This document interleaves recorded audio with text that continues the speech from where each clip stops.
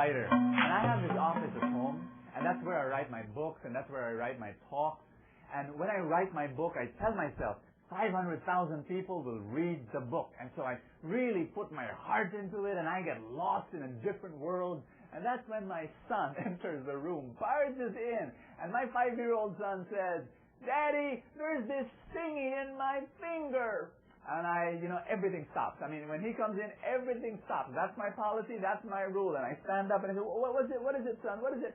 And my son, says, "There's this thingy in my finger." And I look, and there's a little bit of dry skin. So I pull it out. And I say, "Is that okay, son?" "Thank you, Daddy." And he rushes out of the room. And so I sit down, grateful that I can go back to my writing. But 5 minutes after, my son barges in again. And he says, Daddy, I'm hungry." And so again, everything stops for my son.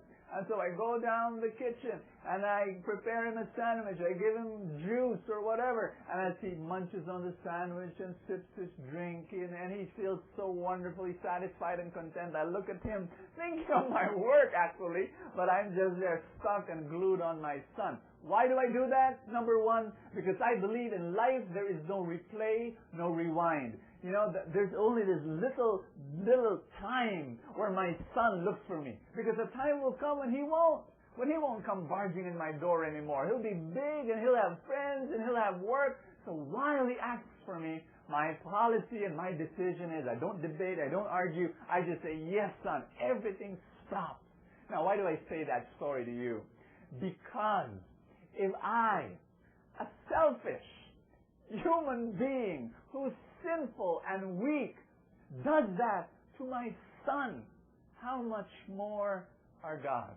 How much more when we go to God, I believe this, everything stops for Him. The whole universe stops. Why? Because we're special. And that's the message of this show. I believe this, and you better listen carefully. I believe that there will be no success in any level of your life, in any area of your life, whether it be marriage, whether it be in your career, whether it be in your financial life, whether it be in your spiritual life, there will be no success whatsoever if you do not believe you're special. You've got to believe that you're special and that God has given you the gift to do it. I was telling Pat a while ago, my life, I was telling her how I was such a bad student, and the reason why I was such a bad student, because I believed I was bad. Your self-concept is so important. I remember this. I remember this. I failed to tell Pat that later on, I was going through the changes, went back to college, and had a new concept about myself that I could do it. My life literally changed. Remember that day I told you? I was telling Pat that I was in the front lawn of my house, and I received this letter from the Ateneo High School, and the letter said, "We regret to inform you." And that was the day I thought I was the dumbest kid in the universe. Guess what happened 10 years after? 10, 11 years after, I was in front of the dean of the university, of the Ateneo, and I was in front of the dean of the theological department of the Ateneo. We were having lunch together, and those wonderful men looked at me and said, "Bo, what can we do to convince you to teach theology for us in the Ateneo?" I was just, within me, I was just laughing. I was saying, wow, look at me. 10, 11 years ago, I received a rejection letter from their high school department, and now they want me to teach.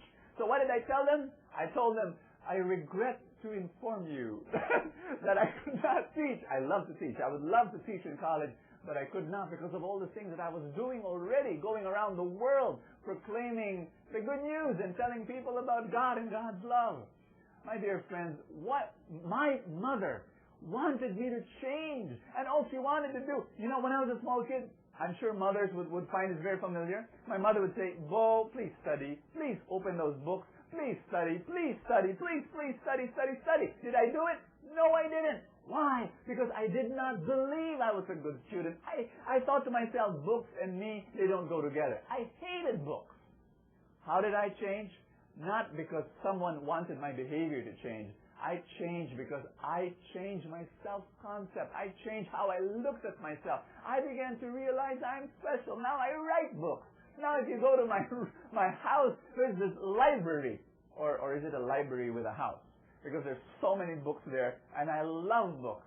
Why did I change? because I believed that something happened in my life.